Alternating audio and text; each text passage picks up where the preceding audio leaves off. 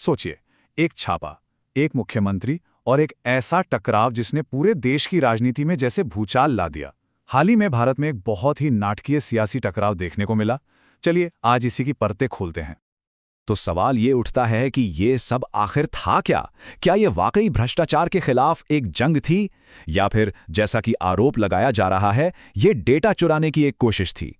दो बिल्कुल अलग-अलग कहानियां हमारे सामने हैं। आज हम बंगाल में हुए इसी सियासी ड्रामे के पीछे की कहानी को समझने की कोशिश करेंगे, परत दर परत। तो चलिए देखते हैं कि हम इस पूरे मामले को कैसे समझेंगे। सबसे पहले बात करेंगे उस रेड की और उस पर जो रिएक्शन आया। फिर देखेंगे कि इस लड़ाई में कौन-कौन से प्लेयर्स शामिल हैं। इसके बाद हम एक बहुत ही दिलचस्प पैटर्न पर नजर डालेंगे और ये भी समझेंगे कि आखिर बंगाल की लड़ाई इतनी जरूरी क्यों है। और आखिर में हम ये देखने की कोशिश करेंगे कि ये सब हमारे लोकतंत्र के लिए क्या मायने रखता है।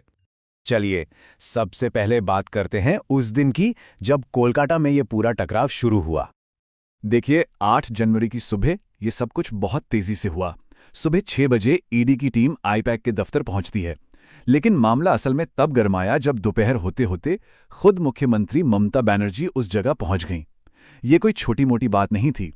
सोचिए, एक सिटिंग चीफ मिनिस्टर एक लाइव रेड के बीचों बीच पहुंच जाती हैं। ये अपने आप में एक बहुत बड़ा पॉलिटिकल स्टेटमेंट था। और यहीं से कहानी के दो अलग अलग पहलू सामने आते हैं। टीएमसी का कहना था कि ये रेड उनकी चुनावी रणनीति और वोटर्स का डेटा चुराने के लिए की गई है। वहीं दूसरी तरफ ईडी का ऑफिशियल कारण था कि वो तो 5 साल पुराने कोयला घोटाले की जांच कर रहे थे। और इसी बात पर सारा विवाद खड़ा हो गया। मुख्यमंत्री ममता बनर्जी ने तो बिल्कुल साफ साफ कह दिया। उनके शब्दों में ये छापा टीएमसी का डेटा और रणनीति चुराने का एक बहाना है। उन्होंने सीधे सीधे केंद्र की एजेंसी पर निशाना साधा। अब शायद आप सोच रहे होंगे कि ये आईपैक है क्या जो इस पूरे मामले के सेंटर में है। चलिए इसी को समझते हैं।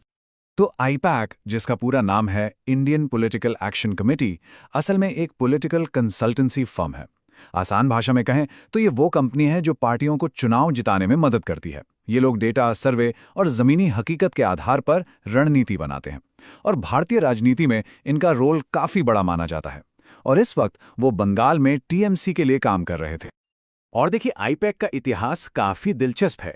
ये किसी एक विचारधारा से बंधी हुई कंपनी नहीं है।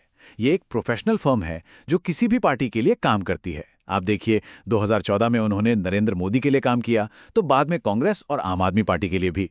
तो जब ये टीएमसी के लिए काम कर रहे थे, तब इन पर हुई ये रेड और भी ज्यादा अहम हो जाती है। अब थोड़ा जूम आउट करते हैं।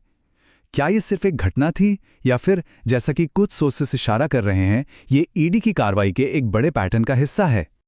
ये जो आंकड़ा आप देख रहे हैं, ये वाकई में सोचने पर मजबूर करता है। सोर्सेस के मुताबिक पिछले कुछ सालों में राजनेताओं पर जो भी ईडी की कार्रवाई हुई हैं, उनमें से 95%, जी हां 95% विपक्षी नेताओं के खिलाफ हुई हैं। ये नंबर अपने आप में एक बड़ा सवाल खड़ा करता है कि क्या एजेंसी का काम करने का तरीका पूरी तरह से निष्पक्ष है। और बात सिर्फ छापों की नहीं है। इतने सारे केस होने के बावजूद राजनेताओं के खिलाफ ईडी के मामलों में जो सजा की दर है, वो सिर्फ 1% के करीब है। तो सवाल ये उठता है कि अगर मकसद सजा दिलवाना नहीं है, तो फिर इन छापों का असली मकसद क्या है? क्या ये सिर्फ एक तरह का पॉलिटिकल प्रेशर बनाने का तरीका है?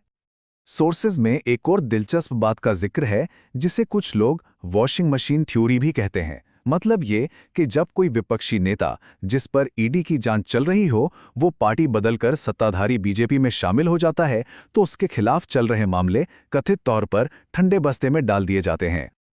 अच्छा, अब वापस आते हैं बंगाल पर। आखिर बंगाल की लड़ाई इतनी अहम क्यों है?